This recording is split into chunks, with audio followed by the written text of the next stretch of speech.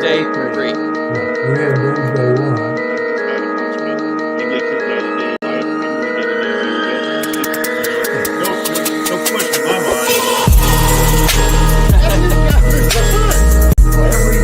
He came from one of the toughest areas of Phoenix, most of his friends leaving, of course.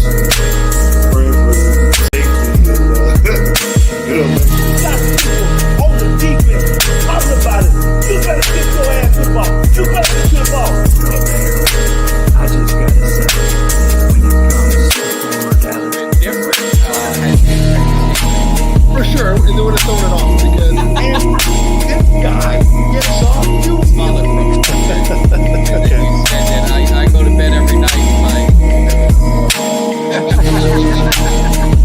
Gee, man, I promise you that.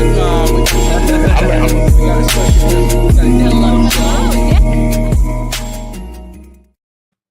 What is up, Cowboys Nation? Boy, Mike Tag here. Well, my man G-Reg, we're doing a special Thursday. Greg and I haven't been able to hang out for a little while. It's, like life gets in the way sometimes. So we said, you know what? We got to do a special Thursday. We got to make this thing happen. So, Greg, how you doing, man? It's been too long. How's it going? Doing good, man. Doing real good. Before I get started, let me give a shout out to a lady out in Ponce de Leon, Florida. Her name is Brittany Hodge. She sold me some items, some cowboy stuff. I drove a long ways for it. Nice lady. It's a Tony Romo hologram. Nice. And a magazine back from the 90s with the Cowboys. And the dream of the entire purchase was this book. Numerous pages of Cowboys trading cards. And I mean hologram cards, all kind of cards of the Cowboys. This is top of the line. I want to thank Brittany Hodge for holding up her end of the bargain, waiting on me, being patient, being there on time. Nice lady. I told her about you, Mike, told her about the show, told her to watch. So if you're out there watching, Brittany, this is a shout out to you. Thank you. You own something. And Brittany, make sure, more importantly, you hit that like button and subscribe to the channel. I'm only kidding. But any of you guys rolling in from Twitter and all that, make sure you hit that thumbs up, hit that like, hit that subscribe as you're rolling in. We definitely appreciate it. We got a really cool show. This is going to be an interactive show, but just to kind of set the table, I'm not as active on social media as my man Kelly K9, but every now and then, man, I try and drop a nugget and give some thoughts. And I had some thoughts on Jerry Jones, and it was after that press conference and kind of what was shaken down. And one of my guys, David, made a comment, and he told me he had a different view of Jerry Jones than maybe I had. I don't know. Maybe he does. Maybe he doesn't. We have no idea. So I welcomed him, just like I would do any of you guys, man. If you have an opinion, this is a fans channel. It's a fan show. I said, hey, man, why don't you just come on? We'll talk about it, and we'll see if we agree, or do we agree to disagree, but we're going to figure this thing out. And it worked out perfectly because Greg is in the house as well. So you got generations that have lived the Landry era through the whole Jerry Jones era. Now, I was a little younger than Greg, but not much younger, I don't think. Greg looks in fine shape, so he's doing good. And I think David is my age. So we got a pretty good audience. So, Greg, I didn't even tell you. I mean, you can tell the people. I didn't give you any heads up of what we're talking about, right? Nope, none at all. So this is going to be straight from the heart. This is going to be where we'll figure it out. So let me make a couple adjustments here, get things right. I got to change because I do a little work every now and then on this stuff. Get this thing, the legacy of Jerry Jones, and we're going to bring in my man David. How you doing? cheers, boys, cheers. Cheers, man. I have my water. I went to the doctor today. I got my water too, Mike. I got my water too. I appreciate it. Doctor said I gotta cut back a few things. I said, all right, well, I'm gonna figure it all out. We'll get things right because I gotta stay healthy. And I'd be remiss, just real quick before we get rolling. I mean, Hulk Hogan, passed away today. Sure. And I don't know how you guys are, but he was my childhood, and wrestling and the cartoons and the figures, Hulkamania, said your prayers and your vitamin, all that kind of stuff. So, and then how he went to the NWO, and it's kind of in my early 20s, it kind of lived it all over again as the bad guy. So definitely thoughts and prayers. He's from this area that I live, so we got to meet him a few times. So, but anyway, so we'll get through that. And speaking of legacies, we're talking about Jerry Jones. And really want to get into what do you see the legacy of Jerry Jones as the owner of the Cowboys, the impact he's had on this team? I mean, you're going on what, 30, how many years are we at? 35 years? It's crazy. It's been that long. Yeah. About 35, 36 years. 36 years, yeah, somewhere in there, yeah. So it's been a long time.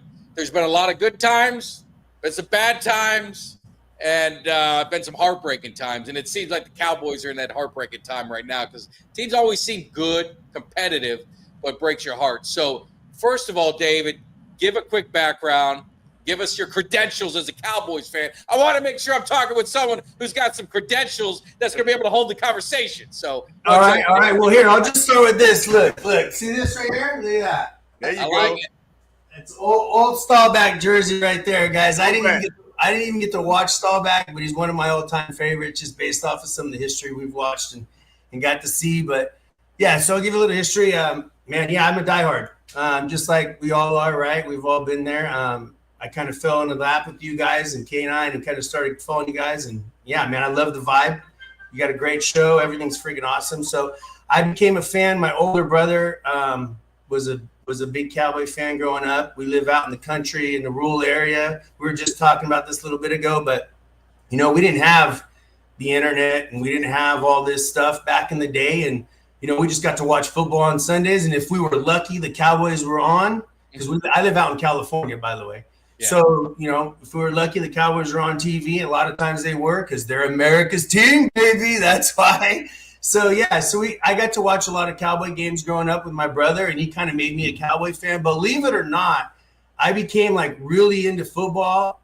When I really started paying attention to football was during the catch. The freaking Niners, Cowboys. Yeah. Catch, man. So I'll give you a breakdown of how I became. So this is kind of funny.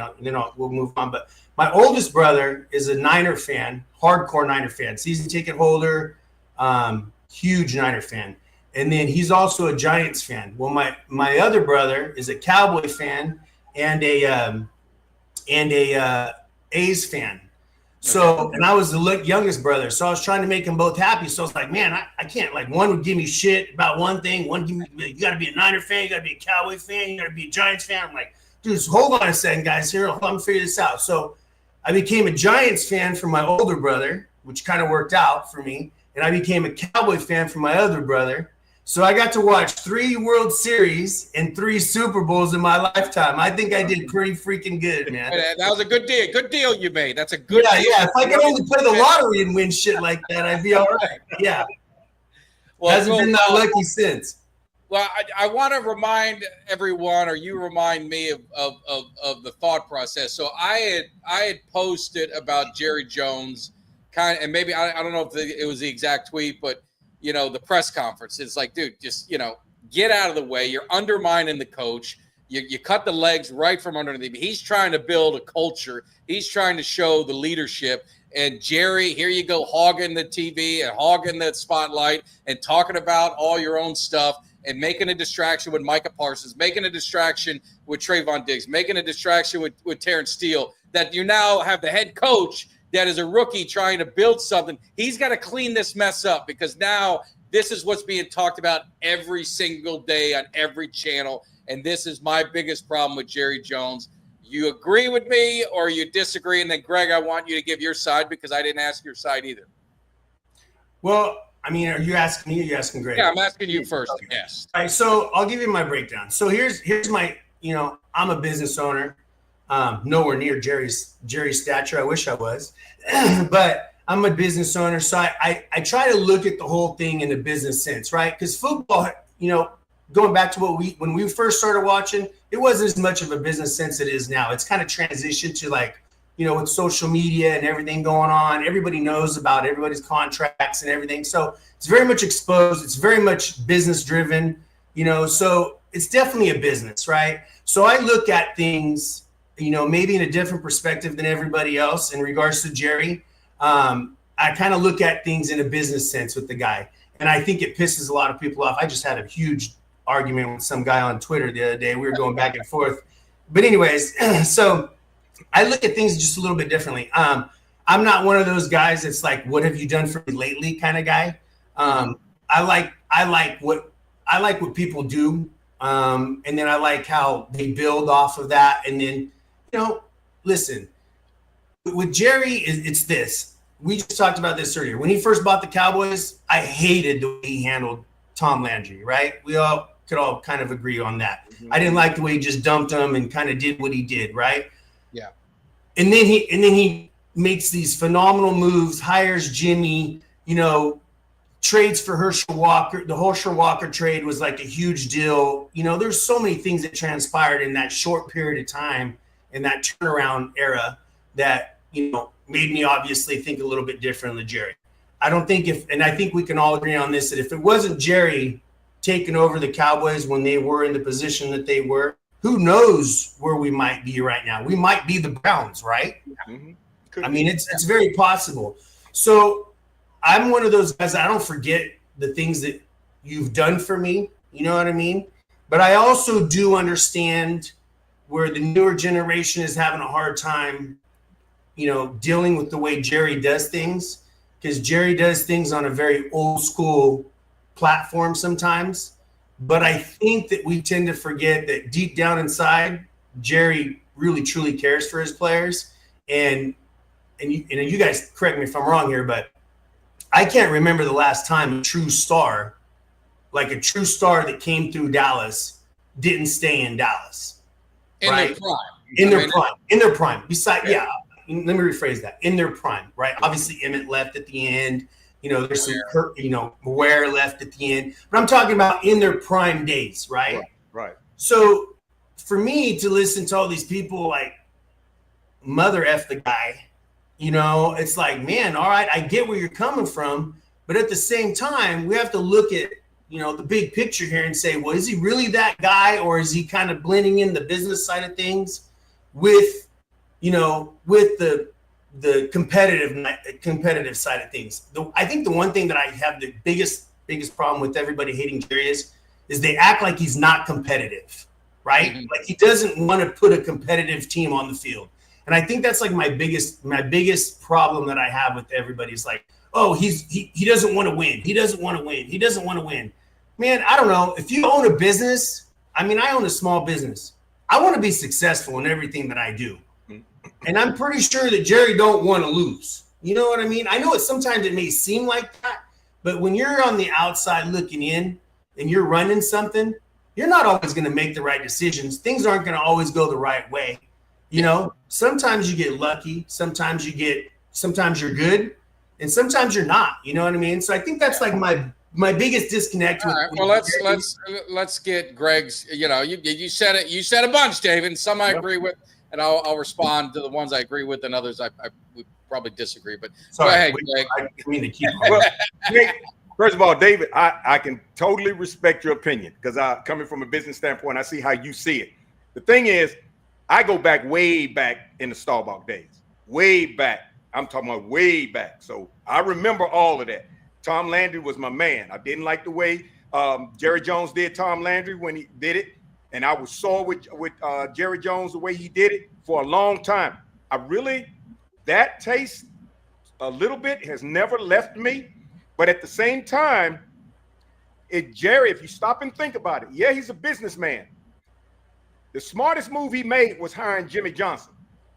Business-wise or not, if he didn't hire Jimmy Johnson, we wouldn't be talking 3 Super Bowls with that team.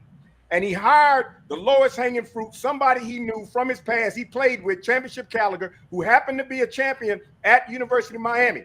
If he didn't know any of those guys back then, he probably would have picked the wrong coach and it would have been a mess. Now, going forward, after knowing the legacy from me watching the Cowboys way back in the day, coming forward, watching the transition, how he disrespected Tom Landry, and then how he got Jimmy Johnson and started winning. Those Super Bowl eras, Jimmy Johnson was able to keep Jerry Jones at bay. A lot of people, unless you on the inside, you didn't see the narcissism on the outside. We didn't have social media and all of that, so you didn't see it as prevalent as you see it today. Yeah. But it started to leak out after the second Super Bowl. Jimmy was trying to keep him at bay. But Jerry was new to all of this. He's an owner. He's new. He's thinking about his business, but the business wasn't the first thing. He was trying to get on the ground, get this team settled. So when they were winning, everything was going fine. Then all of a sudden, when he won 2, he's thinking, okay, I want to get out in front and get all the attention for this. I want to show my business aspect, but I want people to see me. It wasn't about me because we're successful as a team. He wanted to take advantage of getting the media. And when he got out there and started running his mouth with other teams, disrespecting Jimmy Johnson behind his back and to his face, and started running his mouth too much because he thought he was the king of the NFL from that point forward, that's when things went awry. And then going forward, here's the problem I have with Jerry Jones. Business or otherwise, every other owner is a business owner. They're out there doing the same thing Jerry Jones is doing to try to win in business. But they're in the NFL. They know how competitive it is. They know the goal is the Super Bowl. These teams are doing whatever it takes to try and win. You're going to make good decisions with your money. You're going to make bad decisions. That's life.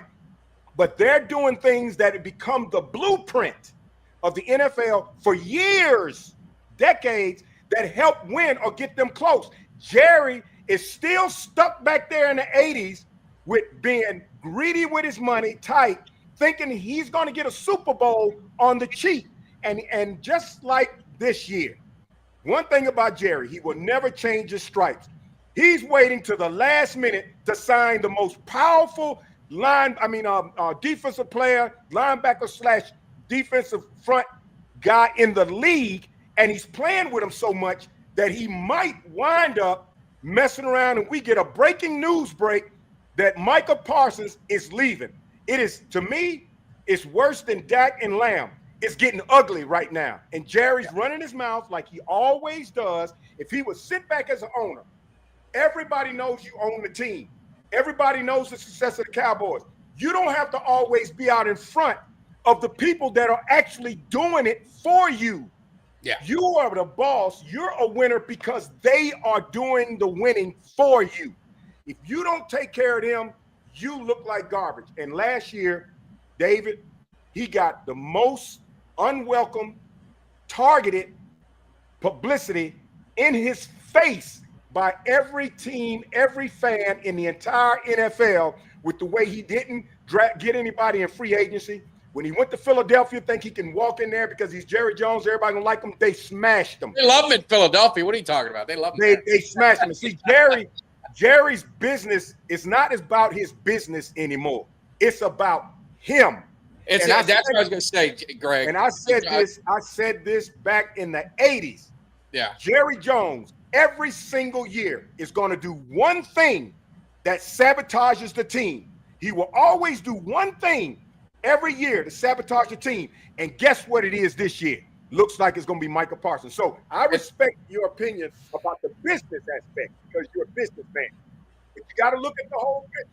We're talking about a complete narcissist. And 31 other owners are doing the same thing Jerry is. They got stadiums built even better now. They got billionaires like him, but they know that the blueprint in winning in the NFL is how you treat your players and staff, how you go out there and get the players to win and pay them, and you don't have to be out in front. You don't know any of the other 31 owners that are out in front of the media like Jerry Jones, that's putting all his lip service out there above his own coaches and his own staff and his own players. Not one other 31 owners is like that. And that's let me jump in. So a lot said with David, a lot said with Greg. I mean, a lot. You gonna be able to handle this, Mike? You gonna be able to handle it? I'm gonna try. So let me just kind of summarize some of these things up. Jerry Jones, the owner,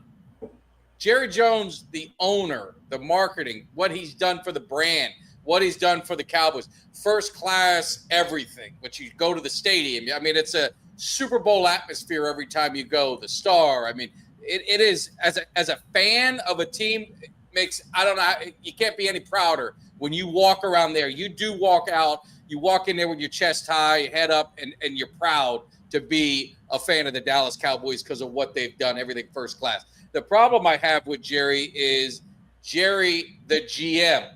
And with that is, you're a business guy. I'm a business guy.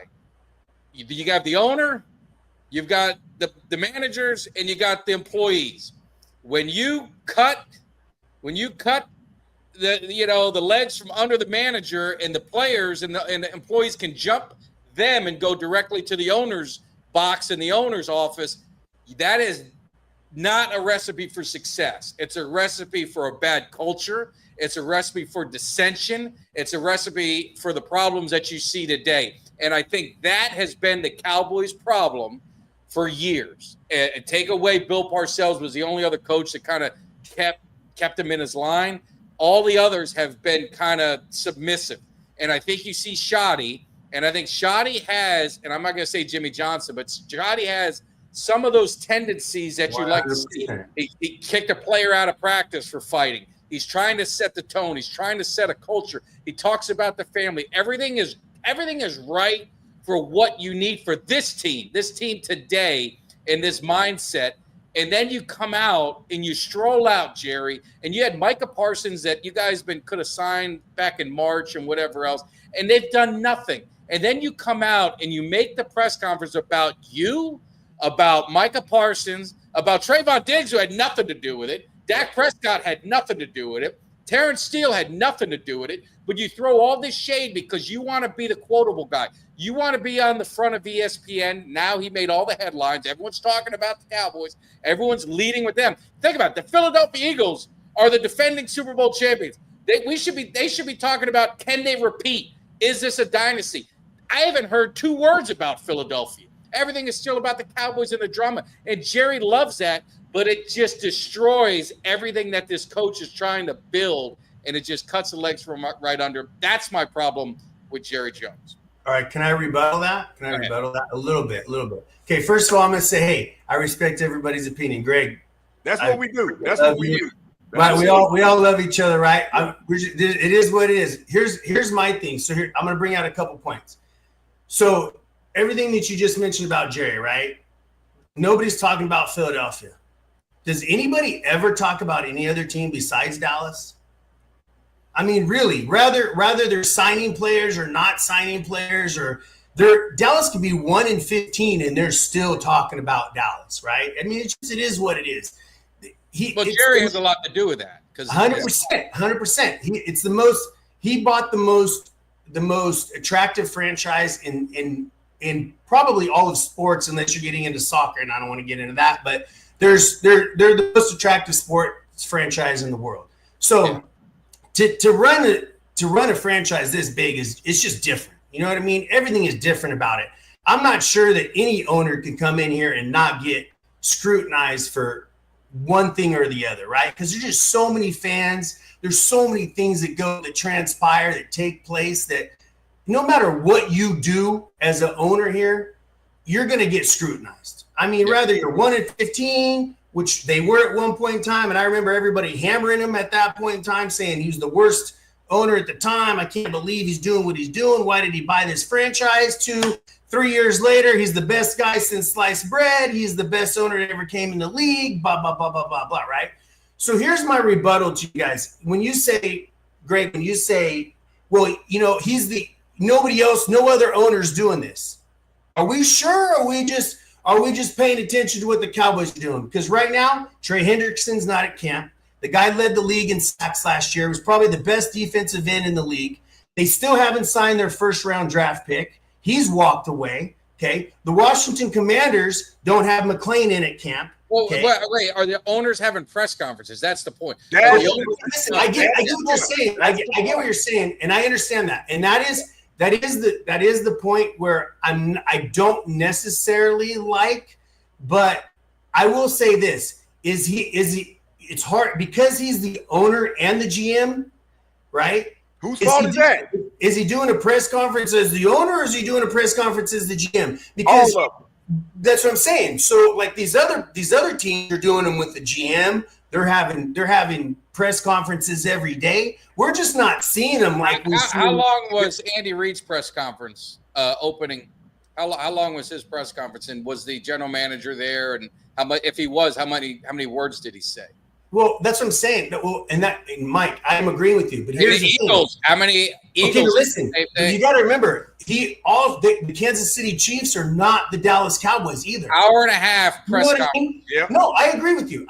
Listen, I'm not disagreeing with you. But with the good, like with being a Cowboy owner, it's like being the New York Yankees, right? It's like the Yankees franchise. It's just different. Everything they do is different. Everything the Yankees do is different. But like, David, listen. Sorry. Listen very carefully. Listen very carefully. Everything you're saying is valid. It is different. But we had a saying in the Air Force. I was in the Air Force for 30 years and 10 days. I was in top management. We had a saying in the Air Force. Thank you for your service, by the way. Thank you. We had a saying. If you think you're going to wear every hat in management and succeed on the battlefield, in the air, or wherever we get deployed, you're going to take us all down with you. Jerry Jones is the only owner in the entire NFL that wears all the hats. Are we sure he wears all the hats, or we just think he wears all the hats? No. He says he does. He is He might say it, but is he really doing it? It's evident in his actions. He is a Wait, hold on. Listen, Greg. he is a micromanager. I don't know that I can agree with that. You can't have that big of a franchise and do everything. It's not possible. That's what There's so much that goes into that franchise. I mean, just look at their website. Their shows. He's over player personnel. I mean, I guess that's a great. He's not dealing with the marketing. Son does that. Their website. He's not calling plays on Sunday. Well, we don't know. He might have been a few times. He wants to, but he's not. Okay, listen. Here's my other issue. Let David finish. Here's the other issue I have with fans, and I'm not. Listen, we're all Cowboy fans. We all love each other. Sometimes we get heated arguments. I just argued with my nephew about this the other day. Okay, here's the problem with fans, right? It goes back to what have you done for me lately? Okay. Let's think about Jerry Jones and the rosters that this guy has put together. Okay. He's put together some phenomenal rosters. I mean, if you really look at everything that everybody talks about every year is, the Dallas Cowboys have the personnel. They have the personnel. They have the personnel. They have the really good roster. They have a really good roster. Why aren't they winning? Is that Jerry Jones's fault? Or is that a player issue or a coaching issue? It's part of it because Jerry Jones, just like any other business, if you hire a yes man, you're not going to get the productivity you need. Parcells wasn't a yes man. No. That's one.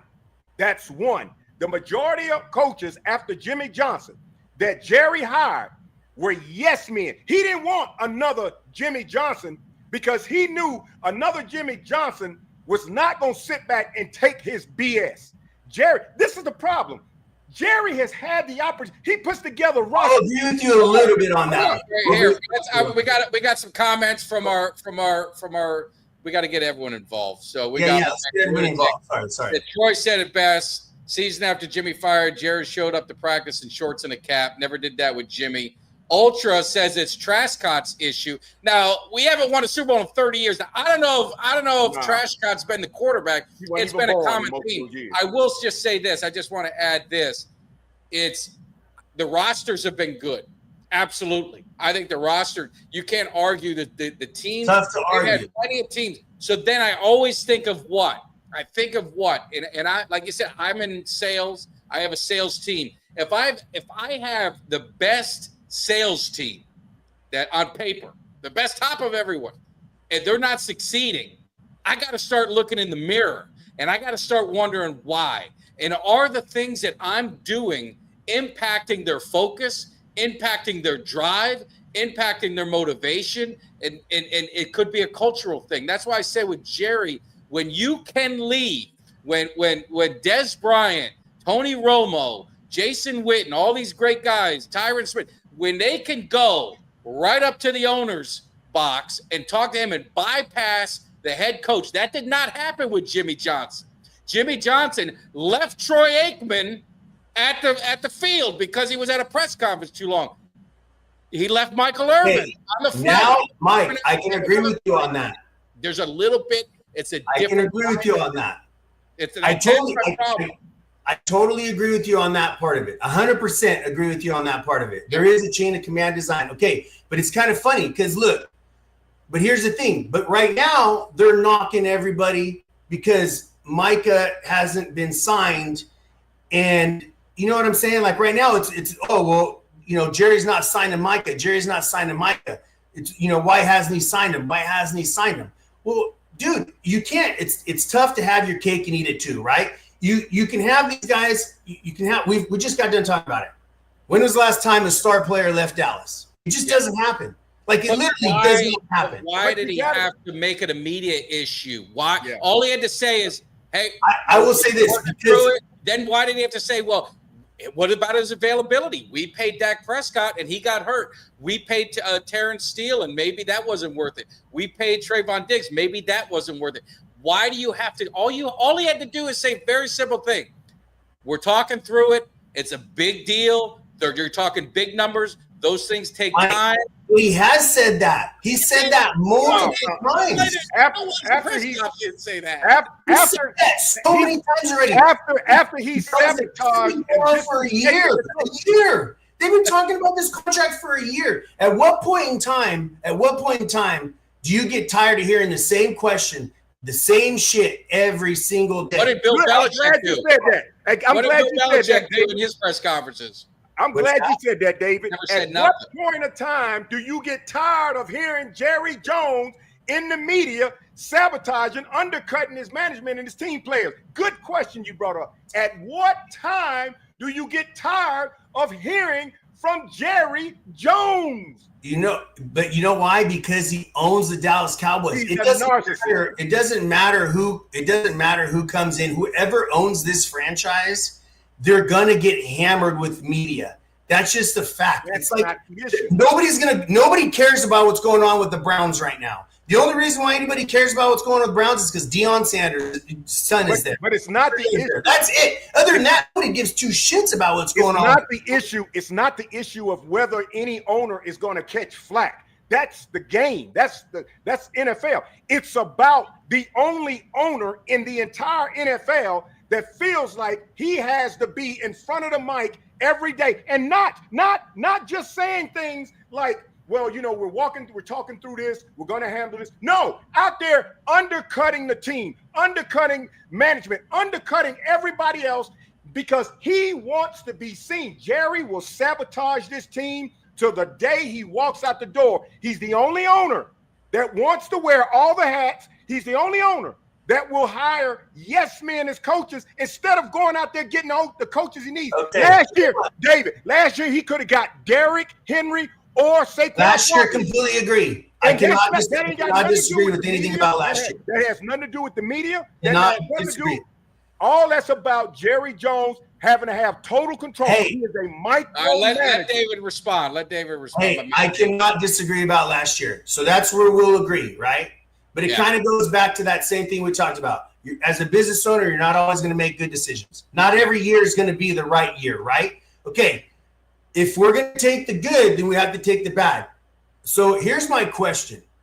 If Jerry wins a Super Bowl with the way he is right now, is it going to change anybody's perspective on how Jerry Jones is? No. Let's just say, hold on. Let's just say that Jerry, okay, first of all, I'm going to go pretty deep right now because I personally was a little skeptical, and I think everybody here was when they hired Brian Schottenheimer. Yes. 100%. If you're not, you're lying to yourself because I'm a Cowboy fan, diehard, and I was like, not sure about this hire. There's some other guys I wanted to see. Okay. Yeah. Once I heard his press conference, I was like, okay. Absolutely. I kind of like this guy. I like what he's saying. I like his thought processes. I like how he's presenting himself. I like the things I'm seeing. A little bit of Jimmy, a little bit of Parcells. I'm seeing a little bit of everything here, right? I'm really liking what I'm seeing.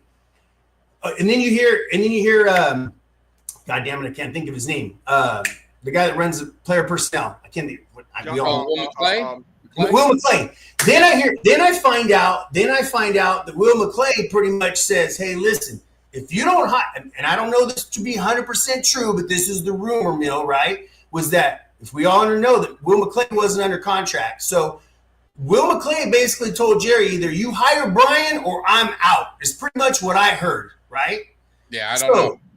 That we don't know that 100%, but that's kind of what the rumor mill was going around, because he really liked Brian Schottenheimer, and he's never had a say in a coaching hire from what I've understood.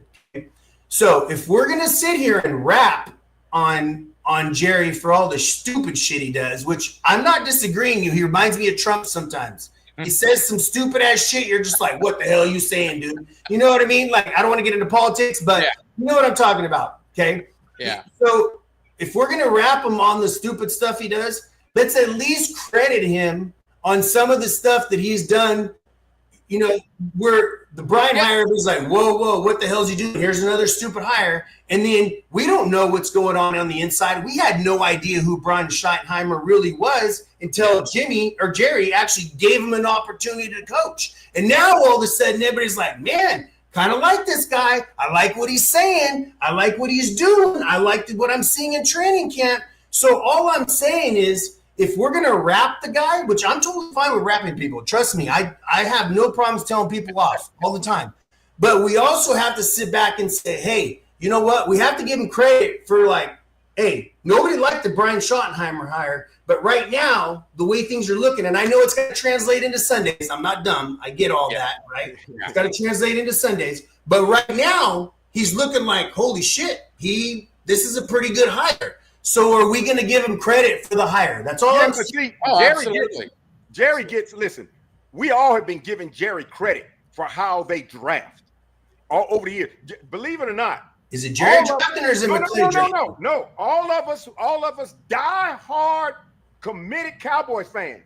We know where Jerry gets credit for the things that he's done, not only to build this franchise at the beginning when he did, but what he's done every year in the rosters and stuff. The problem is Jerry will sabotage the team, David, in critical situations. But you don't have to listen. You're a business owner. Every time something goes on, you don't have to be the face out there all the time speaking to everybody and not even consulted with the guy that you hired right up under you of operations to tell him, I'm about to go out here and say some stuff that's going to make you look stupid. I'm going to go out and say some stuff that's going to make it look like I didn't really want you. I'm going to go out there and say some stuff about your employees that I haven't run by you. And by doing that, I'm partially getting ready to destroy the confidence and the integrity of the team, because Schotty's not going to, Schotty may, but most of the coaches in the past weren't going to go up to Jerry Jones like Jimmy Johnson and say, you need to stop that shit. They ain't going to do it. That's why Jerry made now you got Greg Custody so upset. Hey, Greg, I don't want you to have a heart attack on the show, bud. We're all. I need to see you here. Hopefully I can make it to the Green Bay game. I'm hoping you do. I'm hoping you do. Make it there. No, this is great. It was kind of what we talked about, Mike, right? Yeah. It's a different perspective on a different view. Listen, trust me, I get people's frustration. I'm with you guys. I watch you guys as much as I can on the show. And last year, it was very frustrating. I'm not even going to sit here and lie. It was actually, to be honest, it was kind of a shit show, to be honest, if you really think about it. Right, you have Mike McCarthy, who didn't sign an extension to a one-year deal. You're basically playing him on. You're basically saying, hey, should prove it to me kind of deal. You bring in Mike Zimmer, which is kind of a weird deal, right? I mean, just a weird situation. And he deserves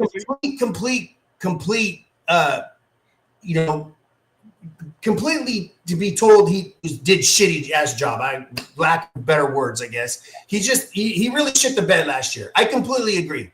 You know what I mean? It's funny because I see that somebody said Jerry needs a muzzle. I do agree. Sometimes he does need a muzzle. David, I mean, we'll wrap this up. But my only problem, which I love, like, he makes me laugh. I said that. I watch the press conference. I laugh. He makes me laugh. He's that crazy grandpa. He has great stories. I love his stories. I just wish he would keep some of the stuff, certain things in house. I think he's too transparent. I think he's too much of an open book. I think he wants to, he loves the one-liners. He loves to get in the media. And I just wish he would settle that back. And I thought this press conference and this training camp was an opportunity to really give Brian Schottenheimer, put him on a pedestal. You know, if you notice the press conference, I've never seen this before with them. It was Jerry, it was Steven, and it was Schottenheimer in the corner. It usually is the coaches in the middle. It just everything looked kind of funky. I didn't notice that. Like you said, I believe in Schottenheimer. We're going to talk about it in the next segment. And I just thought this was a great opportunity because you had a really good draft. They made some strategic moves, not great moves, not big splash moves on free agency except for Pickens, but very strategic moves. And that's what I said. They get the blue collar guys, and they did everything right. And I just like the whole Micah Parsons thing. If you don't want to sign him, fine, but don't drag it out through the media. Don't put you against Parsons, and now the media is on him, and then Schotty's got to be the middleman. And then that's my only thing. I'll wrap it up with that, but I'll give you the last word, David, on this before we move on.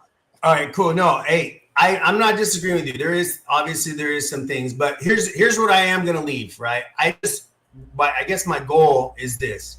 Let's not just shit on Jerry all the time. I think just like everybody else, right? As a business owner, sometimes you have to look in the mirror and you have to be like, hey, yeah, I'm not doing a good job. We don't know how many times Jerry looks in the mirror and says, damn, I screwed up. You know what I mean? We're not there personally. And I can tell you this, and I know this for a fact, and if anybody tells me any different, they're full of shit. But if Jerry walked up to us personally, I have a hard time saying that any one of you mofos are going to tell him that, you know what, you're doing a shitty job. I highly doubt that, right? I highly doubt that. So we have to be honest. We have to give credit where credit is due. You know what I mean? So let's take this all into perspective and say, hey, listen, and now, you know what's funny? I bet you we could tell him that, and he'd probably be like, you know what? I think he would own accountability for it. Like, I think, listen, I will tell you that I totally forgot about this. So when Dallas went to Oxnard, quick story. When Dallas went to Oxnard the second year we were there, we went to Oxnard, right? We got there early. I had no idea what I was getting into. So we get there to this training camp. I get this hotel room, blah, blah. Well, it's early. It's like Friday night. And I'm out hanging out. We're out front. Me and my wife sitting there hanging out. Guess who walks out? Jerry Jones. Swear to God, I can't even make this up. He comes walking out like a normal person. I was like starstruck. I didn't even know what the hell to say, right? And I can say a lot of shit, you know. But he was super cool. Came out, had a conversation, you know, and he just a general conversation. You know, he asked like, "Hey, you a Cowboy fan?" "Yeah, I'm a diehard Cowboy fan." He's like, "Well, I appreciate you, appreciate your fans, blah blah." We had this little comment. What do you think? Like, we kind of had a little conversation about what we thought the team was going to be like. And dude, I don't know. I was so fluttered. I didn't even know what the hell to say. But I can tell you this: the man wasn't disrespectful. No, super approachable. Yeah, very humble. So to hear all these people just rack on the guy, and I get it. Sometimes you deserve that. All I'm saying is this. You know, we have to remember, like the Micah thing. Greg, this kind of goes towards you. This happens every year. Mike, you're going to understand this too. Every single time there's a big star, and we can go back to Emmett missing 2 or 3 games during the season in their Super Bowl season. They didn't sign him. Greg, you know, right? Everybody was pissed off and mad, blah, blah, blah, right? To Aikman, to Irving, to T.O., to, Zach Martin, Charles Haley. You go down the list of star players, and nothing is different now than it was back then. So at least there's some type of consistency, and I think that the new generation of fans don't understand that consistency of how Jerry does business. And that's just how Jerry does business. But I will tell you this, after every contract that he signs, guess what happens? Everybody's singing Kumbaya. Nobody's worried about what they said about him yesterday, right? But when he signs that $50 million contract, Mike is going to be like, man, I want to be the greatest Cowboy of all time. And I want to be the sack leader. And I want to pass to Marcus Ware and Charles Haley. You know what I mean? That's if he signs him. But Jerry, he does look in the mirror a lot. And he looks in the mirror like this. Yeah, let me go out here and say something to sabotage the team. And then two, what Jerry, you say consistency? We've consistently seen we've consistently seen a division game, maybe one of them, and not going anywhere. And after, even as an owner, if you're consistent in doing things that are not getting you to your goal, what do you do? Okay, so I'll leave it at this. Wait, David. All right, we're going an hour on this. I got my if you're Coach is going to be good, Mike. You're consistent over 3 decades of not getting to the goal that you ultimately want to do. What do you do? Okay, hold on. I'll give you this. I'll rebuttal this, and you can end it. We'll end it right here. Here's what I'm going to say about that. So he's consistently put him in the playoffs, in position to be in the playoffs. Whose fault is it once they get there? That's all I'm saying. Mike, hey, David, wait. That's where, like I said, I have no issues with the roster. I still think it's a cultural thing. That's my only issue with Jerry. It's not anything else. It's just I hate unnecessary noise. Maybe I'm getting old crotchety. I just hate drama. I just want a drama-free life. I know that's not possible. But David, I appreciate it, brother, man. It's great to put the name with the face, and hopefully we see you out at the tailgate. Have a good time. Oh, I'm definitely going to try to be there. Yeah, thank you so much, brother. You guys have a good one. Cowboys Nation. Here we go. Yes. This is our year right here. It's always our year. You know that. It's always our year. See, man. Take care, brother. Yeah. All right, man. We're good. Well, that was a lot of fun. And I tell you, it is. It's good conversation. Yeah. There's no hard feelings. There's none of this stuff. I love David. And you know what? For him to come on the show and talk about it, it makes it even better. Let me fix my screen. There we go. Got to make sure Aikman's right. And that's 3-time Super Bowl champion. We got to make sure everything's good. But I like, that, and to the point, I'm not one of these fire the GM, and I understand the movement. I'm not a hater on Jerry in that aspect. I just don't like the drama, the unnecessary drama that he brings. And I think the Parsons and then throwing Diggs and Dak, I mean, it's just it hurts the coach. But we're going to move on because I want to talk about this coach because I think David said it best, and he talked about how do we feel about Schotty. And Kelly and I talked about it, and love to get you guys in the chat who weren't part of the show yesterday. What was your first reaction when Schotty's, Brian Schottenheimer is going to be the next coach? I was not excited. I was not jumping up and down. I was on the Michael Irvin side of it to say, hey, if you're going to clean house, why don't you just clean the whole house? Mm-hmm. But I got to say, the man's grown on me. I've become a huge fan. I'm loving everything that he's saying and doing. We'll get into that. But Greg and you guys in the chat, I mean, what was your first thoughts when he got hired and where you're at today with him? I had the same sentiments. And I think the majority of Cowboys Nation had the same sentiments about Schotty because we felt like all he did was brought somebody else from the inside, somebody he felt he can control and micromanage, and put him up there. Nobody heard anything about Schotty because really he's been in the background for a long time. They know about his father, but they don't know about him. But the thing about Schotty is, well, you start to speak. I know one thing, you can speak eloquently, you can talk about what's going to be in black and white in the book, but you can't do a damn thing until you execute it with people. So it sounds good, though. It sounds good. So we were all like, okay, well, maybe we got something here. But what's impressed me about training camp, and it's already been day 1, day 2, what's impressed me so far about training camp, the culture that he spoke about creating in Dallas, he spoke about, sound good and great, and he sounded like he was really coming from him, and it wasn't like he was standing on the box just repeating something. But the execution of it already in day 1, when Marquise Bell got in the fight and they were throwing punches, and he shut that down. Not only did he shut it down, he let them know why it needs to be shut down, how it hurts the team, how it will hurt us per game when we're playing, and how it's not unifying the team as a culture, looking at the brothers as brothers, because we cannot allow this to happen. I'm going to shut this down on day 1. And anybody got a problem with it, you got a big problem. And if it happens again, there are going to be immediate consequences. That's what we need in a coach. McCarthy might have been thinking that, but he wouldn't approach it that way. He would approach it a whole different way. Because I think McCarthy might have been kind of afraid if he gets in there like that, if it gets back to Jerry, what has he got to deal with? Schotty is a different beast, and I like it so far. So right now, I'm happy with Schotty. I'm happy with the culture that not only he spoke about, but that he's walking about so far. Now in training camp, from what I understand, everybody's excited. They're having fun. And these guys are stepping up in real competition. So I'm hoping that Schotty stays that course And he doesn't get to a point where Jerry sees a niche to get in there and say something that's going to rub Schotty the wrong way too many times that now the players see it. And when they see there's an issue with Schotty and Jerry, it may affect their confidence. Yeah, no, absolutely. And I think what he's done is, like you talked about, that discipline, the discipline that he's instilling, because the one knock that you could say on this Cowboys team historically is they've been very undisciplined. The penalties, the dumb bonehead plays, for lack of a better word.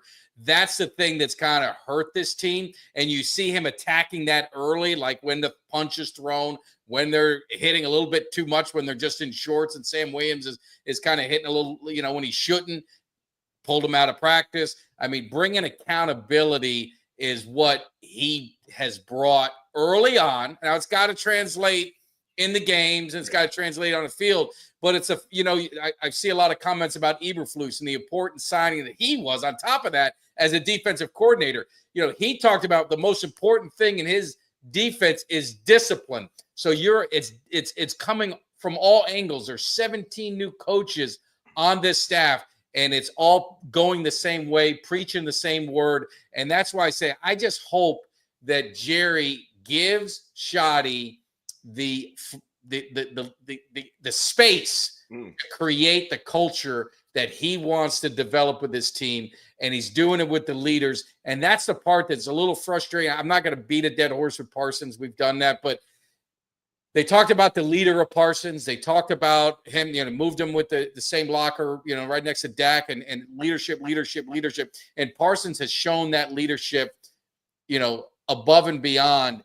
And it's just amazing that they haven't even had conversations on contract talks, if you believe what Jerry said, or is it just fluff and to get some headlines? But I do hope they get that done soon. I don't want to see that drag out, because I do believe this team has talent. There's playmakers. You're talking about Schotty he's talking about running the pistol. He's talking about running the Wildcat. He's talking about, I think they said 80% of the plays they ran, maybe even higher, in the first 3 days have all had motion in it, all had something going on. It's not, the same old just line it up and go. He's trying to bring some creativity. He's trying to take advantage of the playmakers. The Turpin's in the backfield at running back. I mean, you've got all these guys moving around and doing stuff.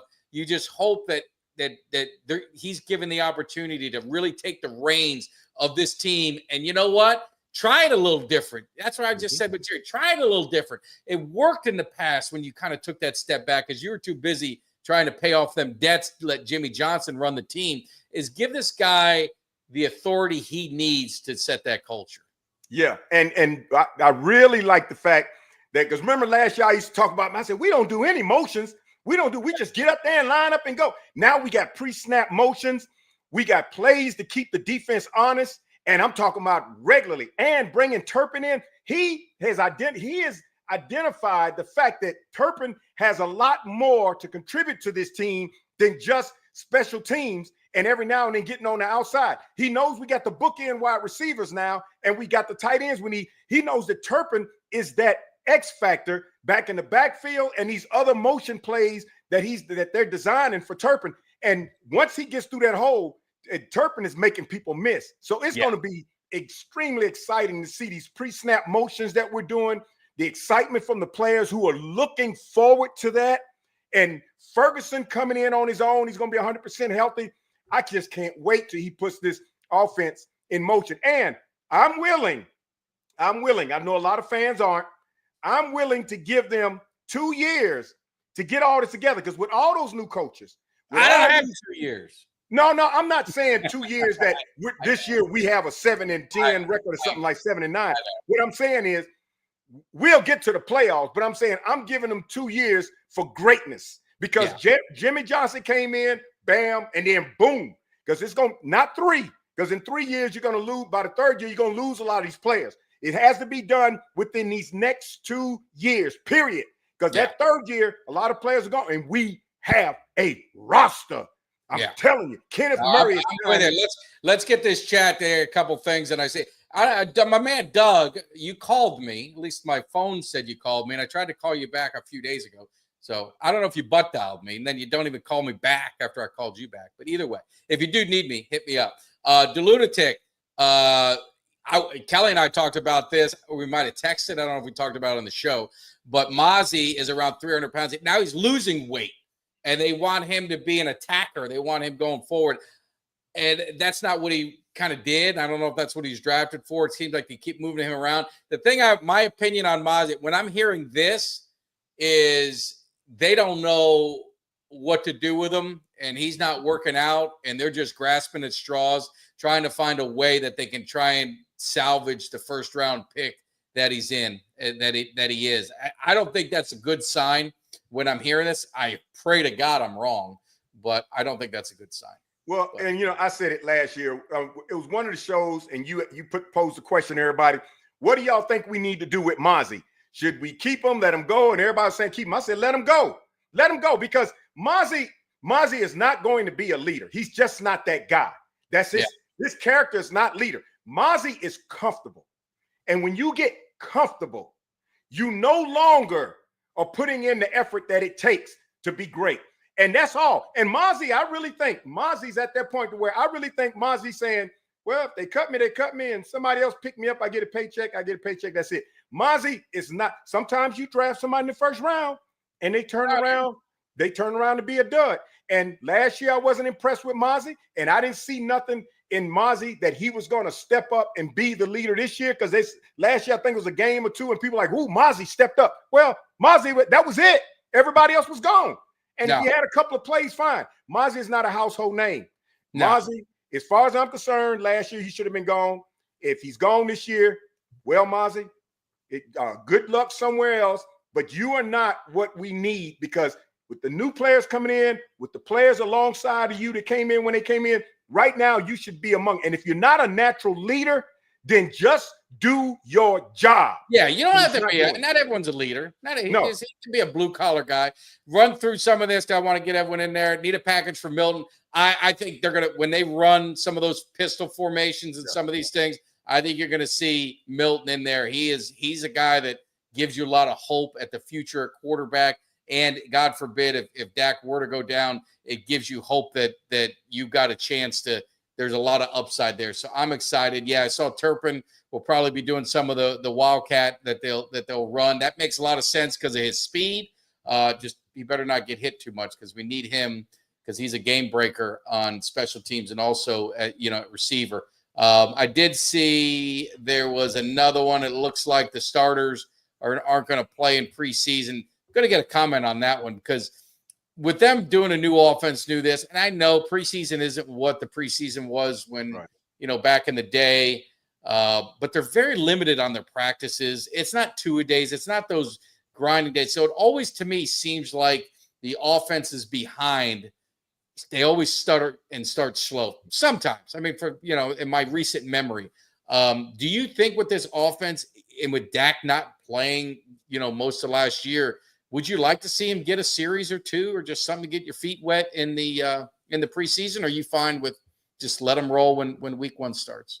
Well, if you remember decades ago, preseason was like regular season. Everybody played like that, and you got a lot of injuries. And then the system changed. No two-a-days. But what people don't realize is when football season is over, it's not over for them. These guys have off-season workouts and conditioning, because it's a whole. Did I lose Greg? Huh? I don't know if Greg. Yeah, I'm here. Or is it me? That's you. There we go. Okay. They have off-season workouts now, and the technology in physical fitness and everything is so far evolved now that by the time they get there to OTAs and they start going into training practice, a lot of these guys have been working out. Now, when they get there and they're in practice, they're going to get a lot of workout in this month, over a month of spring training. And my fear is if they get in preseason games and they play too long, that's where the injuries can mount up. Yeah, and it's a long year. I mean, it's a long year. They've added more games to it, and I don't want to see the injuries mount up. Yes, I would like to see them play maybe a few series in several games, but not a whole quarter if they don't have to, because these guys, the physical fitness of these guys, what they do in off-season training versus what they did decades ago. These guys are fit. They're ready. And it's the same thing around the league. So everybody's at the same advantage. But real quick, let me say this about Milton. I'm not sure. I'm still on the fence about Milton being the future if something happened to Dak. Milton has a tendency of not getting the ball out quick enough and has more of a tendency to hold it and running. Let's say you give Milton 10 plays. 8 out of 10, Milton's going to run. 8 out of 10, he's not going to cock it when he should have, and he's not sure about it. And that's what worries me if he has to step in for Dak. He's going to be another one of those quarterbacks that don't get the ball out when he needs to, and he's going to try to make up for it by running a lot, and that's not going to be great for us. Yeah. Well, I mean, he gives me more hope than Cooper Rush, so I'll leave it at that. But he has the agility. Yeah, and then another question from DeLunatic is starting opposite Micah. I think it's going to be just waves. Obviously, you got Fowler, you got Nealon, you got Eazy-E, you got Sam Williams. The one thing about this Dallas defense is they got some pass rushers. What I talked about on the show before, and Eberflus, I think he did it very little in one of his stops, is if Overshown, or Eazy-E, you get some of these guys coming back, could they run a 3-4 and have and just do some hybrid stuff? Not all the time, but I'm just talking about some plays, some schemes running a 3-4 to take advantage of some of these linebackers when they're all together, that they have, that they're speed guys, because Micah talked about it. One thing Micah said that he loves the most, and it's one of the things he's underrated for, they don't talk about enough, is his ability to rush up the gut.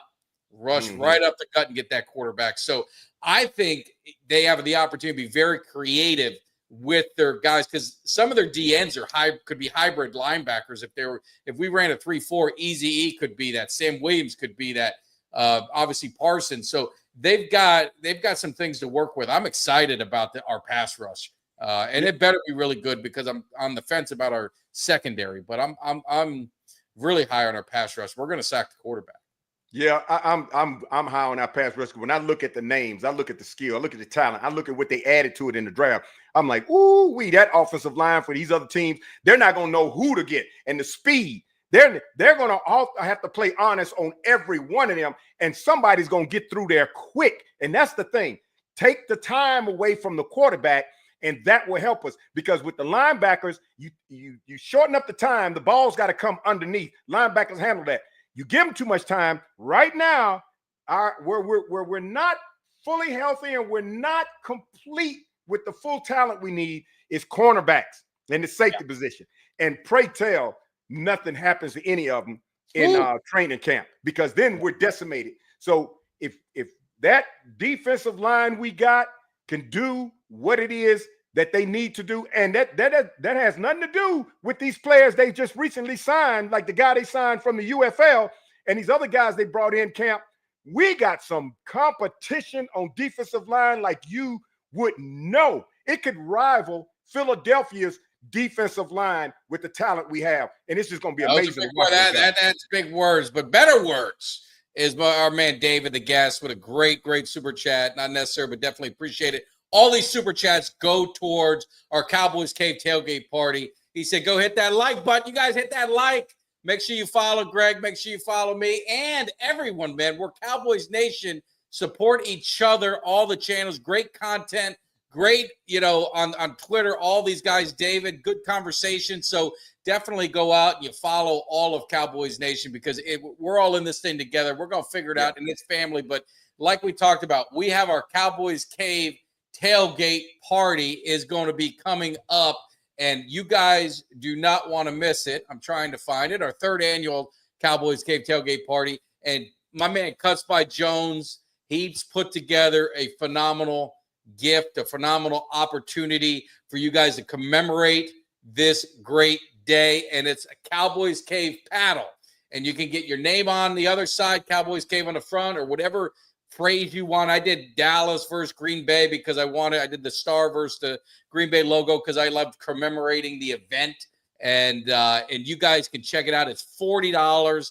All that money goes towards the tailgate, but you're getting a great gift. Last year we had the bottle openers. A lot of people brought them out. Everyone signed them who was at the tailgate. It was a great way to commemorate such a great experience. What a great game, but a great experience. And we had a lot of fun. So don't miss our 3rd annual Cowboys Cave tailgate party. And more importantly, if you guys are watching this now, hit that subscribe. I gave a challenge to Cowboys Nation, and it was get to 5,000 subscribers, and I'm giving away a pair of my seats, which are club level seats. They're good seats, not bad seats. And the funny thing is, I have 2 games left, and come kickoff, they're going to be gone if they're either sold or I'm going to decide to go. But the 2 games that the person would have to choose from if we get to that, Philadelphia Eagles, Washington Commanders. Those aren't bad games to go to if you're a Cowboys fan. And then hopefully if you do win, you take me, because that'd be pretty disheartening. I give you tickets and then you say, hey, go screw yourself. I'm going to take someone that I want. So that's an opportunity, but it is because we are going to spank that ass. And that's the theme of this season. These paddles, we're going to spank that ass of the Packers. We're going to spank that ass of the Chiefs, the Eagles, Commanders, anybody who steps in our way, who gets in Cowboys Nation, you understand? We're going to slap you around and spank that ass. So make sure you guys get yourself a paddle. But definitely, hopefully, all seriousness, see you guys out at the tailgate party, because it is a blast and a great time. So just and Mike, don't forget to remind everybody, the Cowboys organization that goes out and judges tailgates. We won the tailgate, the tailgate of the game that day. And you see it. We had the Rowdy came by, Kenny Gant came by. We got some prizes. Whataburger, which was Kelly. I mean, Kelly was in heaven. They had brought just trays of Whataburgers. Yep. And it was awesome. So make sure you guys definitely do that. And more importantly is we've got so much great stuff going on in the cave. So many great shows. You see, man, we're running hard this week. It was Monday, it was Wednesday, it was Thursday. Greg and I usually do Sunday. We're going to get back to that. I just been hit with a few things, and here's my problems that I have. I had my buddies, one of my best friends' 50th birthday party last week. You saw me. I got a little intoxicated. I did a video. I apologize. I deleted one of them because I didn't know if I said anything to offend myself or anyone else. But had some fun there. This weekend, the whale, my big bro's coming up, so we're going to be together this weekend. Then I have an open weekend, so we'll probably have a good show then. And then the thing that's going to break a father's heart more than anything, and also put fear in my eyes, but also proud, is I've got to drive my daughter up to college and leave her behind. And that is going to be a tough day. That's going to be a tough day for me. So after that is it's all I got nothing else, man. It's my wife and I, my son, he does his thing. He's 21. My wife and I do our thing. So I've got plenty of time for our Sunday shows, and we're going to get back at it. But the tailgate is week 4, Regina. It's week 4 against the Packers. I believe it's September 28th. But you can look, and we can't do a show from the tailgate because the problem is the reception and the Wi-Fi and all that suck with all the people there. But what we do is we did a show all night, because you have to hold your spot. This is the weirdest thing. Dallas does it different than anyone else. You can only tailgate on the outer skirts, and we have to hold the spot and sit there for about 12 to 14 hours. So we did a long show, and everyone stopped by, and that was a lot of fun. Greg, you didn't stop by. You were sleeping. No, the wife and I were out and about town and everything. But I see you, Regina. Regina's our best friend. I see you, Regina. Yeah, you posted something. Now you got the courage to do it this time. I see it. Yeah. They live in San Antonio, so they'll probably be there. Well, God. Well, Cuts is in San Antonio. So they've been there. They've been over to Cuts. They've been to Cuts' bar. They need to come. Bar, broke bread twice. Matter of fact, I think it was last month. Last month they were there again. Oh, well, you should have went to we had a party. I flew down to hang out with Cuts and Kelly. We had a great barbecue, great time with some friends and fans. So it's definitely good. So anyway, so that's kind of what we got going on. Talked about training camp. So Greg, kind of leave you with what have been your impressions? Obviously, you're probably staying really close to it. You're seeing what's going on the best you can, everything you see on TV and with all the social media stuff. But I mean, how are you feeling? Are you more confident? I mean, what are you expecting from this team and the early signs of what you're seeing, in training camp? Well, the few things that are on my radar is, number one, I'm excited how excited they are. I am overwhelmed with how Schotty has stepped up to set the tone, especially after that first fight, and how he got in their behinds about it. He didn't try to be, diplomatic. He came straight out and told them, and it was mainly because we're a team, we're a brotherhood. The other thing is, I'm watching Trayvon Diggs, overshown. Sam Williams is showing out, and Murray is showing out. So I love the way the team is coming about. My only worry is, Mike, the same worry I have every year at this time, is Jerry not signing Micah and waiting 10 minutes before a game, and it takes away from Micah being fully ready in training camp so he can get that endurance and physicality up and be ready to go in the game, and it just comes second nature. And the other thing is when Jerry picks up the mic and starts talking crap, because right now what he said is some of the most lethal stuff in the first 2 days of training camp this year that tells me he's on that early sabotage scheme. And I don't like it. I don't like how he said it, what he said. And right now, that's going to cut the entire culture and the confidence of where the team is going. If Jerry would just look at what we got going right now and the excitement and the players and say, let me step back. Let me step back. When I say something up here, let me put Schotty next to me and say, here, y'all talk to Schotty. And say what you need to say business-wise, but keep it vanilla. If he does that, which I don't expect him to do, then it's fine. But I'm worried about that Micah, because a lot of people might not think it. Micah, listen to Michael's responses. No, it's gotten a little heated in the media, unnecessary taking shots at each other. Yeah, it's not good. And Michael's sooner or later, him and his agent gonna be talking about, well, if it ain't here, it can be somewhere else. Yeah. And when that's talking, it's gonna rub JJ's ego, and he's gonna pull a Jimmy Johnson. Well, I don't like what he said. I'm gonna forget all about logic and legitimacy. Now, we and Micah, we have parted ways. It would be the first time I've seen it happen. If I'm wrong, someone correct me, that he did part ways with a guy in their prime, a homegrown guy, not a free agent or anything. Like, because I don't want to point to T.O., but I mean, just one of those guys. It would be very surprising. I mean, that's not Jerry-esque. This kind of stuff that he's doing is, I just wish he wouldn't do it in the media. But anyway, so guys, we had a fun show. If you guys came on late, we had a phenomenal conversation about the legacy of Jerry Jones. It just kind of, we brought in one of our fans and one of a friend of the Cowboys Nation. We brought David in. And I always, man, you guys know me, if you hadn't followed me enough, if you are passionate about something and you say, hey, Mike, I want to get on the show, I'd love to talk about it, I'll always get you on. We've done times, and we'll do it again, where we'll send out the feed, and you guys can click and log in. The link to you guys can do it. Some people get a little scared. Some people get a little nervous. Hey, man, it's fun. It's fun. And we're just fans. I'm no expert. I'm not breaking down film. I speak from my heart. I speak from watching the game. I've watched the game my whole life, so I think I know a little bit about it, but I'm not going to get here in the X's and O's and breaking stuff down.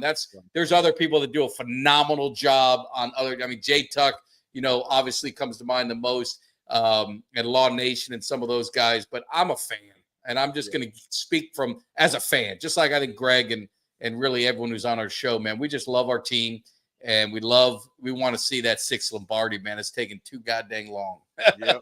And one last thing, Mike. Brittany, I want to say it again. I recognize her at the top of the show, but Brittany Hodge, I'm giving you another shout out. Thank you for the Cowboys trading card book and all those cards in it. It is phenomenal. It's a gold mine of what I got from you. So, Brittany, thank you, and I hope you're a Cowboys fan. If not, everybody in Ponce de Leon, Florida, join Cowboys Cave, because Cowboys are back. Yes, and Danny, absolutely, man. We had a blast. Danny was our fan of the month, and what a great time we had with Danny and getting to know him and talking some Cowboys. We are doing fan of the month next month. It'll be our last one, probably, because the season gets started, it'll get a little hectic. So there's an opportunity. All you've got to do is DM, send me a message. If you're friends with Greg, send him a message. He'll get it to it. Kelly's running the show. Obviously, send Kelly a message. He'll get you in there. And we definitely make it happen.